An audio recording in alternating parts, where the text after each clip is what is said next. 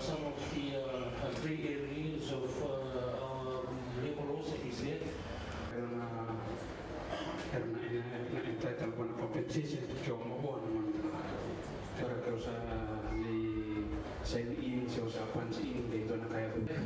As we continue to do our consultation, ask as much as... And first of all, I'd like to thank you for coming. Thank you for coming to this consultation. We've been in Honolulu for a few days now, starting on Friday last week. So we've been going around visiting communities. Today we've had a meeting with the employers earlier this morning. And now we thought we'd have this public consultation with people. This consultation that we're doing, we have a number of purposes, things that we're trying to do. First of all, we want to raise awareness of the role of our ministry and what it does and how it serves people, how it serves employers, and how it serves every citizen of this country. And I think from the piece of paper that you see behind me here, it shows you what the name of the ministry is, the Ministry of Employment, Productivity and Industrial Relations. Then we have got a list of all of our different services. And you can see from this side we have the labor standard services for work that we do in relation to productivity, National Employment Center, some internal functions that we have here for policy and legal services, corporate service, National Occupational Health and Services, and also for workers' compensation and mediation. So we will welcome any questions on the services that we provide, and staff that are in the room will be able to give you update on those particular issues. Second reason that we go around is to talk to members of the public about any complaints that they have. Whether it's complaint to do with their workplace or things that they are aware of, in which the law is being broken, we'd like to know so we can try to address it. We also welcome any complaints about our own service. If there's anything that we're not doing that is up to scratch, from the perspective of the people that we serve, we'd like to know, so we can try to address those sorts of issues. The third thing that we've been doing as we go around around Honolulu, we've been meeting with seasonal workers. You know, we have this program where we send workers from Fiji to work in Australia and New Zealand for the various farms that are there. We've met a few of them. We've seen the impact that they're going on this seasonal work has had on their livelihoods, on their families, and also heard some of the negative stories, the bad things that have happened to them. That also allows us to enhance our own services. And the last thing that we've been doing as we go around, we've had a few representatives of other agencies with us. They're not in the room at the moment, but I think that downstairs they'll be up shortly. Representatives of the Roads Authority, Water, and Rural, Electricity, Department of Energy. So they've also been around to provide some information on what we do. But basically, in our ministry, we have basically 5 things that we try to do. Number one, we want to grow employment. We want more people employed. Over the past 2 years, we have seen unemployment come down. From 2010, it was 7.1%. Then we had a survey in 2015, it came down to 5.5%. And now, in the census, it's gone down to 4.5%. But most of these people are employed either in subsistence, meaning they just grow enough food for themselves, or in the informal sector. Only 1/3 of our workforce is in formal wage earning or salary earning type of occupation. So that's one of our focus. We want to grow employment. Second thing that we're trying to do in our ministry, as you can see, and when I talk about the things that we're trying to do, it's our mission, the things that we have at the bottom here. The second thing that we're trying to do is to promote and enforce decent work and productivity. In our ministry, this is a very important concept. Decent work. Work in which people are engaged in and they are treated like a human being. They are not degraded. There's no slavery. There's no exploitation. Right? So we want work to take place in whatever form or whatever nature it takes, but it must be decent. It must meet that. When we define decent, work also in the context of all of the rights that workers have according to our Fiji laws that we have in the Employment Relations Act. So that's the second aspect about promoting and enforcing decent work and also promoting productivity. We want all workplaces to be as productive as possible. And you know, for you to have a productive workplace, you must have productive employees. Productive employees, you require knowledge, you require them to know what to do, you require them to be able to do it, have the skills, and they want to do it. They must also have the desire to do it. So a lot of the things that we have in our legislations requires employers and workers to together work towards creating that environment in which you can have great productivity. Third thing that our ministry tries to promote very strongly is to try to encourage good faith employment relations. I think here we are. Encourage, you see the word in purple is our verb. What we try to do, we encourage workers and employers who have good faith employment relations. I've seen countless problems that are brought up to my ministry, and when we really look into the problems, the conflicts that happen, some almost lead to strikes, we realize that a lot of these conflicts happen because people are not communicating to one another. One side does not understand how the other side sees a particular situation. That happens so many times. When you get people to actually sit down and talk about things, they themselves are able to come up with a solution. But because they don't talk about it amongst themselves, they create a big hullabaloo about it, and it comes to a big problem. That's something that always ends up at our mediation. We have mediation services. We have one of our mediators here, whose role, Kenny's role, one of Kenny's role is to try to mediate problems that do happen. So we encourage good faith employment relations, good faith between workers and the management in organizations. The fourth thing, very importantly for us, we want to make sure by what we do that all workplaces in Fiji are safe. Safe workplaces. Earlier this morning when I was meeting the employers and the council chambers, I was telling them when I first arrived here on Savusavu on this trip, we walked past the courts building. There's a new courts building being built down the road. As we walked past, we saw people at an elevation higher up. None of them were wearing safety shoes. None were wearing the helmets. Nobody had a harness on to make sure that they didn't fall. So they were obviously non-compliant with all of our occupational health and safety legislation.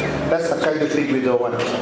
We want to make sure that anybody working in any work situation, that person will work there knowing that his life is protected.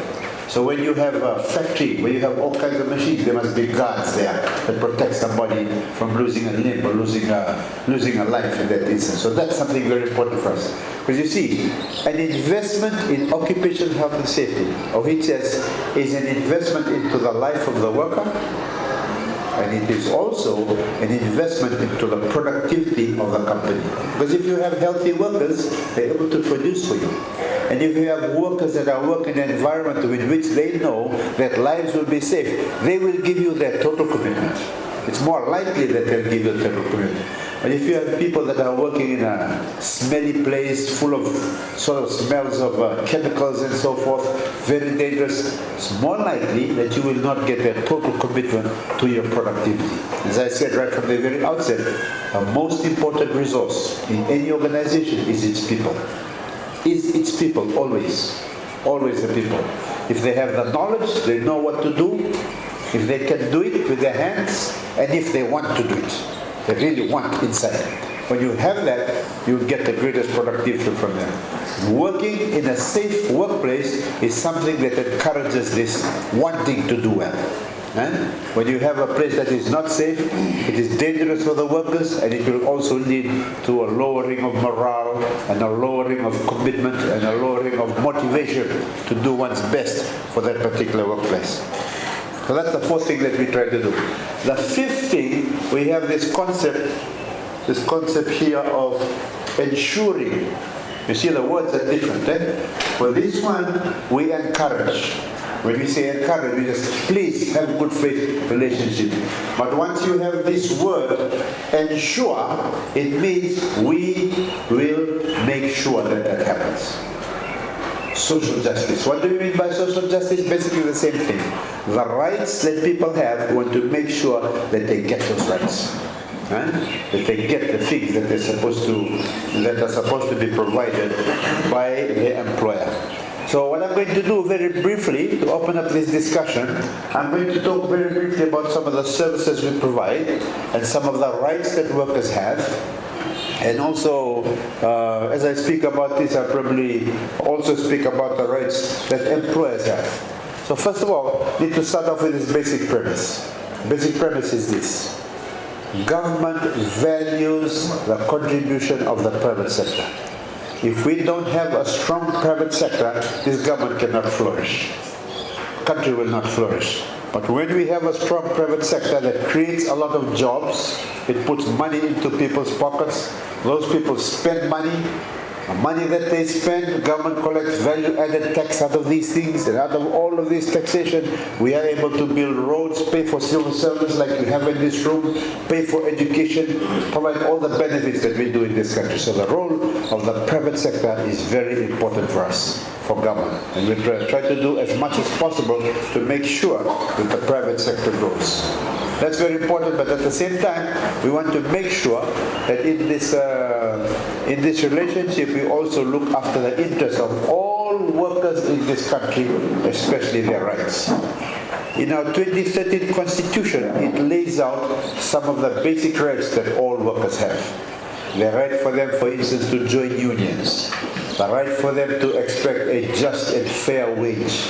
The right for them to health. The right for them to water. All of these other things. So these are some of the things that the government focuses on.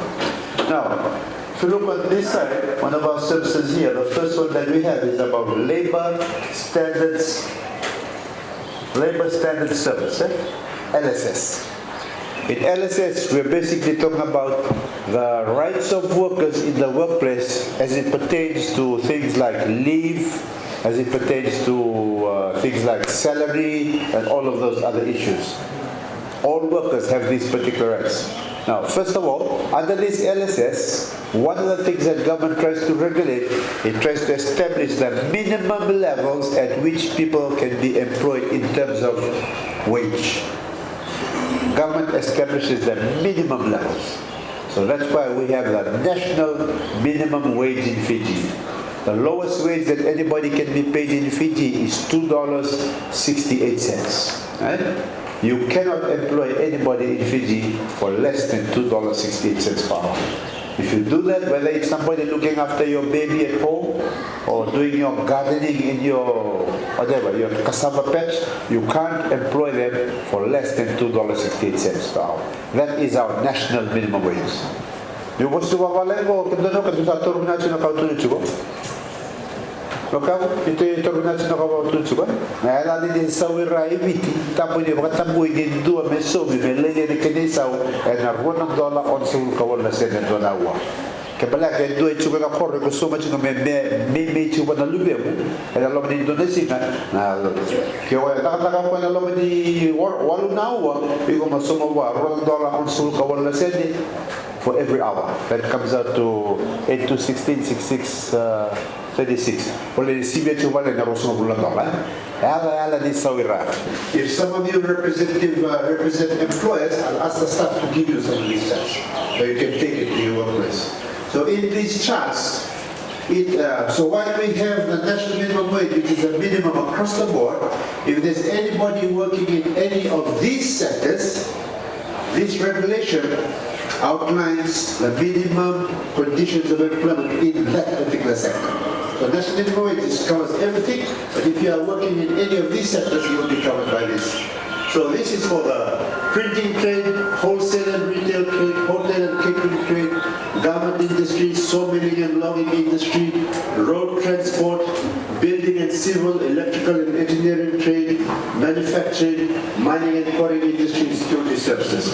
For any of these 10 different sectors, we identify the hours of work that people are allowed to work, the fact that they need to be paid for their public holidays, the rates of pay, the minimum rates of pay for the different occupations in that particular sector. They're specified here. Overtime rates that people need to be paid. Sick leave, people are entitled for 10 days sick leave every year for every year of service. Minimum annual leave requirements. If you work one year, you're allowed to 10 days annual leave.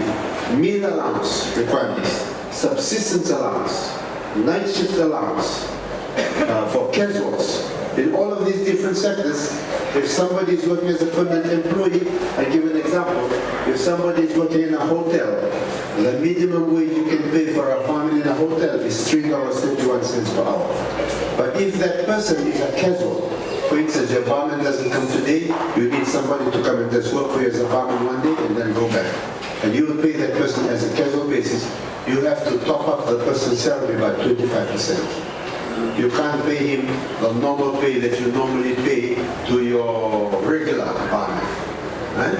The casual rate is always topped up by 25%. We have things about split shift. Bereavement leave is given 3 days leave per year. So those are basically the requirements for leave and the minimum terms and conditions for these 10 different sectors. Maternity leave provisions will increase from 1st January next year from, do you know what the maternity leave provisions are? How many days? 84, right. So from next year it will increase from 84 to 98 days.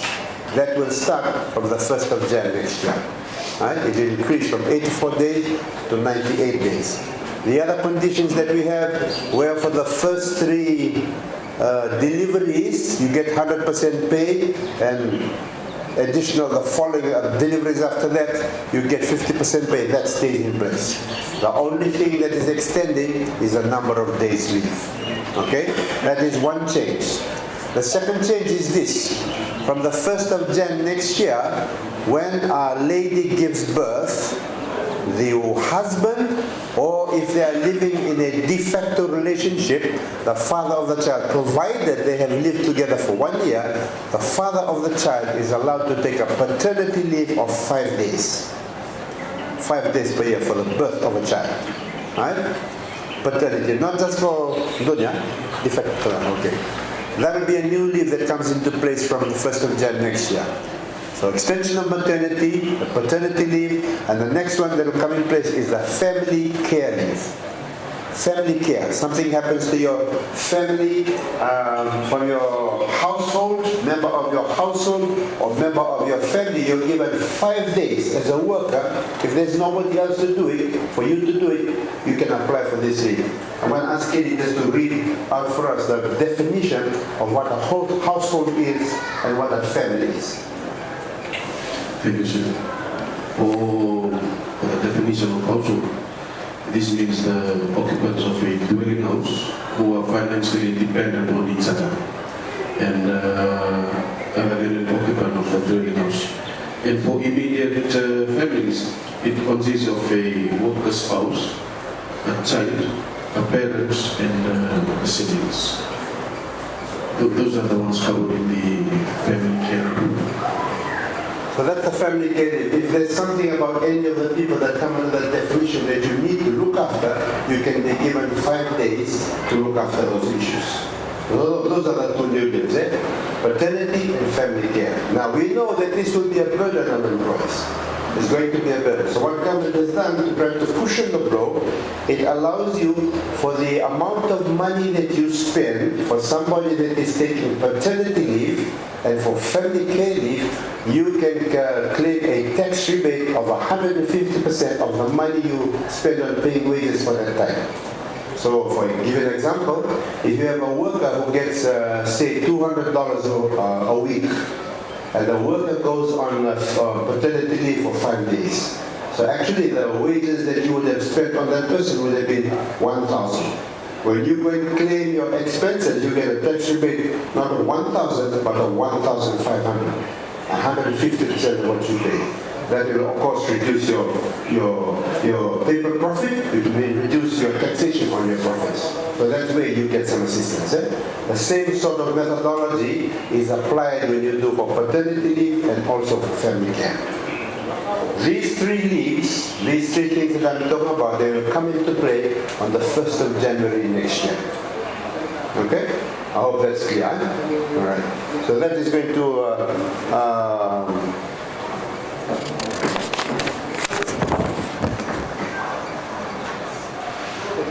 affect people around the room. So if anybody is in a work situation If you are covered by any of those 10 different sectors, you will be covered by those regulations unless you are working in a company where there is a union in existence and there is an agreed collective agreement between the union and the employer.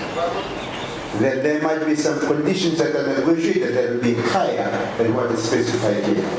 And you cannot negotiate anything that is lower than what is specified there. So there are three things that can cover the relationship between a worker and the employer in any work situation. One, if they're not covered by this sector, they'll be covered by the requirement for national minimum wage. If they're covered by any of these 10 different sectors and they don't have a union, they're not unionized, they will be covered by these regulations. But if you have a situation where you have a union and it is negotiated a collective agreement, it will be covered by that collective agreement. Eh? Hope that's clear.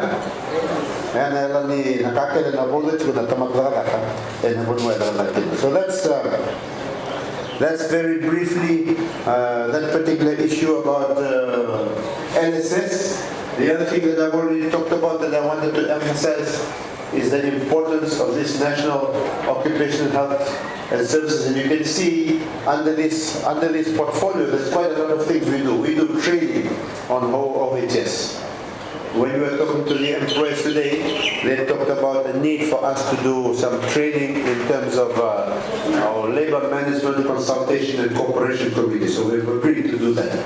We will organize one in Savusavu later on this year. But we also do training for occupational health and safety.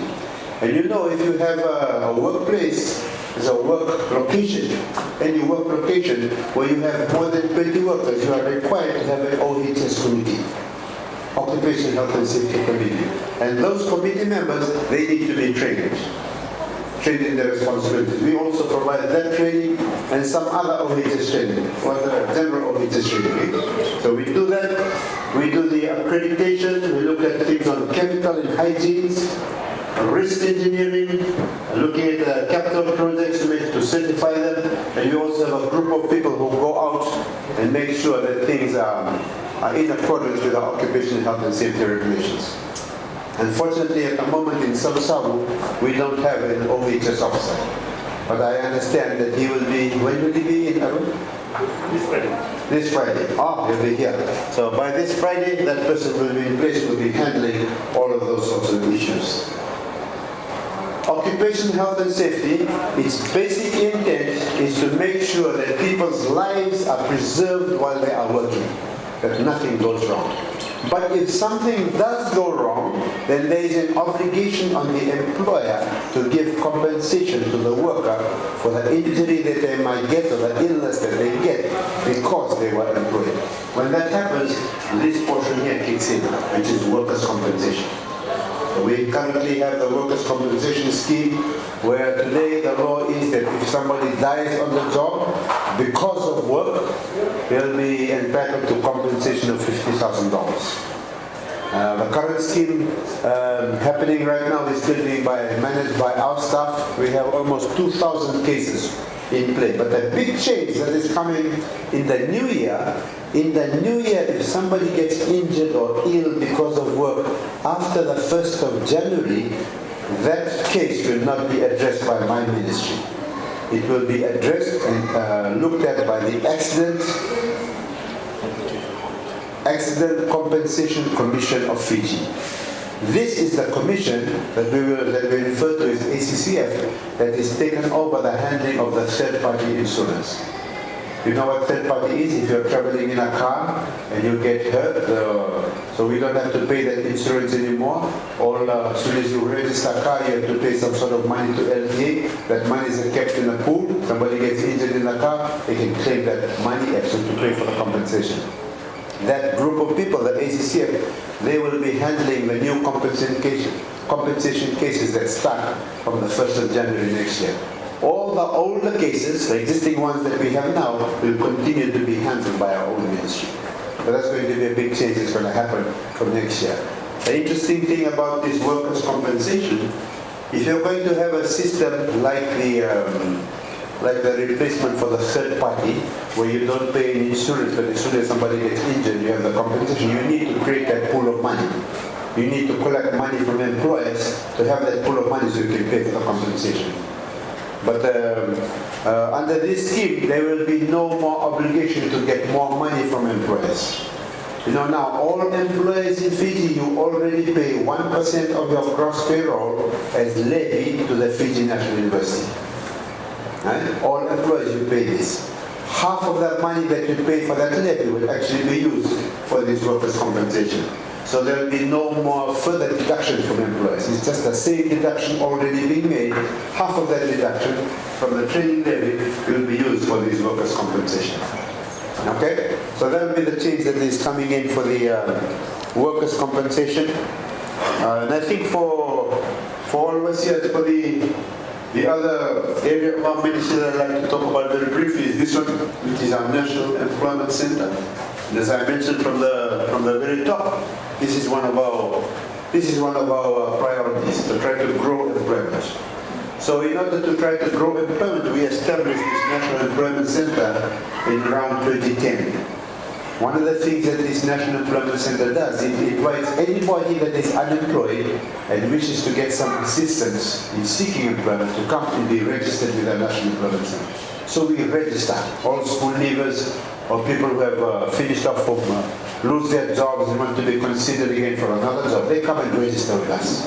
We list all of their requirements into our databases, and then when employers are looking for employees, they have the option of contacting us and asking us, I'm looking for somebody that is, what do you call those people who make coffee? Baristas. I'm looking for a barista.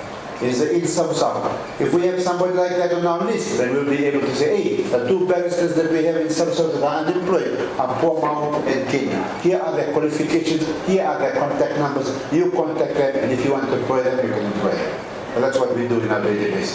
We list people's qualifications, and employers call up, we give them these details.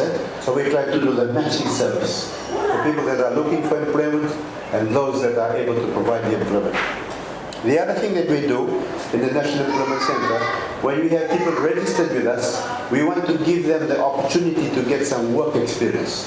So we establish a relationship between our National Employment Center and employers. We sign a memorandum of agreement where they agree to take on some of these kids that have new qualifications and take them on as attachees, upon attachment. Whether you have a high school or primary school, you have a certificate, a diploma, or degree, we farm out those that are registered with us to have their work attachment with various companies. Currently, the rate for these attachments at the moment is $60 per week. Out of that $60, you pay $30, the employer, we pay $30. The rate is should have gone up already to $100 per week for anybody with a certificate or less qualification, and $120 for anybody with a diploma or higher. There's just some legal paperwork that we need to finalize before we can implement those new rates together with new agreements with employers. But the beauty of this attachment system that it does two things. One, because when somebody comes out of a tertiary institute, he's got his diploma in carpentry or diploma in IT, he knows a lot of things that he needs to be able to do, but has not had the experience of actually doing it. And they really learn how to do the work when they sit in a workplace with all of its, with all the challenges that it has, and really learn how to work. So that 6 months gives them more experience, more knowledge, and it makes them a more marketable product. It also gives the opportunity for an employer to only pay for whether it's $60 a week or $100 a week, and get somebody who's young and is willing to learn, and you can get some good benefit out of them. And after 6 months, give an opportunity to decide, hey, this person is really good. I think I can absorb him into my workplace. So it has the benefit of serving the personal attachment, and also it also serves the interests of the employer. They'll be able to identify workers that they need, potential employees. So those are some of the things that we do for our National Employment Center. We are hoping that more employers in Savusavu will hook up with our National Employment Center, sign up memorandums of understanding, so we can have more people that are on our databases here in Savusavu to be, or So we can organize attachments for them if the employers that already live in Savusavu. I think there are some employers here. How many of you are employees here? In front here, you are employees? You? 1, 2? Do you have any of net attendees? You don't? Do you have any? Okay. But our staff are here. If you're interested in this, National Employment Center is sitting at the back there. My colleague, we can talk with them after this, if you're interested in this particular aspect. And the good thing about these attachments, you pay half the allowance. The government pays the other half. I know that there are a lot of times you get requests from people out of school that say, hey, I want to come on attachment. If you take them on and you decide to pay an allowance for them, you have to pay the whole amount. This way, we pay half and half. There's also a range of benefits that government provides to assist those who are entering the labor market in the first time or finding difficulty in entering the labor market. There are a number of incentives provided by the Fiji Revenue and Customs Service. These benefits include if you employ somebody who has never worked before,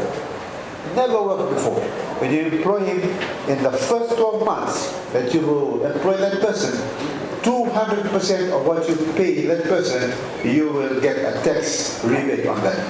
So for instance, if you pay somebody who's never worked before and you pay them $100 per week, when you go and give when FIRCA, no, it's not FIRCA now, what do they call it? FRCS calculates your wages expenditure, even though you pay 100, they will put 150%. They make it as if you had paid $150, so that your taxation, your profit level goes down and your taxation, your profit goes down. So it's 200% tax deduction for first-time employees in the first 12 months of their employment. Then they also do this other assistance, work placement for students. 200% tax deduction for the first 6 months of placement, where this is part of graduation requirement. A lot of these universities and tertiary institutes, in order for you to graduate, you have to finish all the coursework, then you go for 6 months attachment. So what this thing is saying, that if you take them on and you pay them some money, you can get a 200% tax deduction for the money that you spend. So all of this is to help these kids get the experience and then increase their marketability. Students on part-time basis. Students on part-time work where the work is related to area of study. That also gets a 200% deduction on wages for the first 3 months. There's also a lot of assistance if you employ people with disability. People with disability, maybe no leg, or one leg, or deaf, or blind. For these people, the tax rebate is 300%, 3 times the salary for 3 years. 3 years. So if I've got somebody that is permanently blind and you employ them, the amount of money that you pay when you do your thing for your tax, it is as if you had paid 3 times the salary. So that will reduce the taxation you have to pay on the bottom line. And the last thing that the FRCS is doing at the moment is that if you have an employee, if you have a staff and you send them, I've got this staff, he's very good at fixing cars. I think I'm going to sponsor him to do a certificate 4 in automotive mechanic. The amount of money that you spend as a company to upgrade that person, you will claim a tax rebate of 150% of the fees for the training program. You claim that as an extra expense when you are claiming for your tax rebates. So all of these different kinds of assistance, the ones that we do at the National Employment Center, the ones that are provided by the Revenue Customs Service, they're all designed to try to enhance the employability of young people that are trying to enter the job market. Because the employability of young people is a big challenge for us. Big challenge for us for raising employment is, first of all, young people. Unemployment rate for people in Fiji is 4.5%, but for the youth, it's 18.1%. It's almost 4 times, more than 4 times for the normal population. The other challenge for us is females. Female participation rate is low. That's why we're trying to encourage more participation. That's why you see all of these benefits that we have for the maternity side and all the other benefits that we have to try to enhance female maternity. What was the third one that I was thinking? I forgot the third one. I think I'm getting old. I forgot the ideas that were in my head 5 minutes ago. Completely forgot. Completely forgot. I think that's where I leave it. So that is what we talk about. I've tried to talk very briefly about our labor standards, our National Employment Center, and our National Occupational Health and Services. But this is a time for us to have a bit of a talanon. If you want to have something that you heard about, that you're not too sure is correct or not correct, or if you think that something has been happening that is not right, I want you to tell us. If you think that my ministry is doing something good, tell us. If you think my ministry has not been good in something that we are supposed to do, we want to know. We want to know so we can try to fix it. So I'm going to give it back to the Deputy Secretary. He's going to manage our question and answer session so we can try to interact and so we can have more learning for everybody. But just let me introduce, this gentleman is Mr. Sowane Pomau. He's the Deputy Secretary in my ministry. So I have a permanent secretary that reports to me, and he is the deputy secretary, one of the 2 deputy secretaries that reports to the permanent secretary. This gentleman is Mr. Thomas Ikedi. He's one of our mediators. So when you have a problem with your employer, with your employee, or if you're an employee with your employer, and you can't resolve that issue within the company, they'll send you to a mediator like him. We'll sit and try to get everybody to agree to a solution. The gentleman, Arun, raise your hand. That's Arun. He's the head of our unit in the north. He's an occupational health and safety specialist. The young gentleman looking at his phone there, the lovely glasses, raise your hand, Maikali. Maikali is our head of the National Employment Center here in the north. And Kelly looks after workers' compensation. We brought him from our team in Suva. And Munesh is not here. Munesh, oh, Seta. Oh, yeah, Manain at the back there. She was in Savusavu for a long time. I think she was a fixture in Savusavu for some time. But she's also from our office in Lambasa, and Seta at the back is a labor standards person here for Savusavu. So what I'd like to do, I would like all of you to say something. Discussion on all the labor. So now we will leave it in the 2 seconds. So if you want to say something, Okay, hi, I'm from Sarina from Loan Investments. Regarding the paternity leave on 5 days paternity leave for the boys, how can we identify, like you said, it is a de facto relationship for and if the partner is pregnant, they can go for their 5 days of paternity leave. But how can we identify if it is their partner or somebody else? Because in we are so we have about 180 young boys, and it will be hard for us to identify, yes, it is a genuine case or it is just somebody is trying to abuse the system. So can we ask the hospital to produce a certificate or something certifying that yes, it is the partner or something? I mean, just a question here, how to make sure that it is a genuine case. But having the proof of that relationship is a good issue. Yeah. Because after you have definite proof. Yes. Before is a good point. Right? That is something we will look into that particular issue to see whether we might develop something around that. Clarification, how long are staff employed by you before they're entitled to it? I know they should be for a year, but do you give it before they're entitled to it, or you've got to work a year for you? Is it for maternity, paternity, and family care? Okay. Yes. How much do they have? They have to be employed 3 months. 3 months before. So that is the qualifier. Same one is in the sick leave and other one in the parental leave. So those same qualifiers are also carried down to the paternity and family care. They have to be employed for 3 months. Para family care ni biasa ni kali mati, kalau kan dorma tu turun dalam beriman deh. Family care kiwi itu esi mula ciko. Dari ni kau ikut dia pula maka kau mati.